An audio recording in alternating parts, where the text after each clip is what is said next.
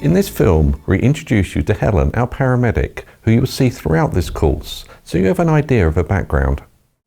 Hello, my name's Helen and I am a paramedic, and I have done several roles as a paramedic. I currently work for the East of England Ambulance Service, and I also am seconded to one of the air ambulance charities, and I look after the patient and family liaison aftercare to help them get some closure of what's happened at their incident. The other things I've done is I've done some private work, and I've done some medical events abroad, sorting out the logistics of providing medical cover for sporting events. So it's a very varied role, and the best thing about it is you get to meet lots of people and you get to help people, and that's what really gives me the job satisfaction.